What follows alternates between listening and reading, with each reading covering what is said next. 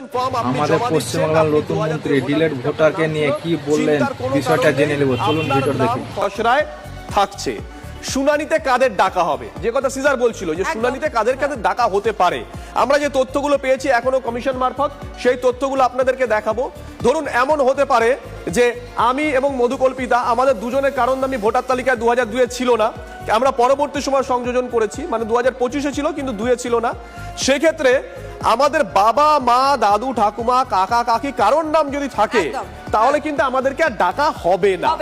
ফর্মের তথ্য এবং কমিশনের তথ্য অমিল হলে তখন সেক্ষেত্রে ডাকা হতে পারে। এবং 2002-এ যদি নিজের নাম না থাকে বা 2002-এ বাবা মা ঠাকুরদার নাম যদি না থাকে সেক্ষেত্রে একটা ডাকার সম্ভাবনা থাকছে। আর কি কি তথ্য রয়েছে শুভজিৎ? আমরা একবার দেখে নেই যে কাদের নাম বাদ যাবে। মৃত যারা ভোটার রয়েছেন অবশ্যই তাদের নাম বাদ যাবে। ডাবল এন্ট্রি ভোটার যারা দু জায়গার নাম তাদের নাম বাদ যাবে। যাদের ঠিকানায় এই তথ্যটা যদি ভালো লাগে বিদ্যুৎ শেয়ার করুন, প্রত্যেকটা পশ্চিমবঙ্গের ভাইকে দেখার সুযোগ করে দিন। সম্ভাবনা থাকে।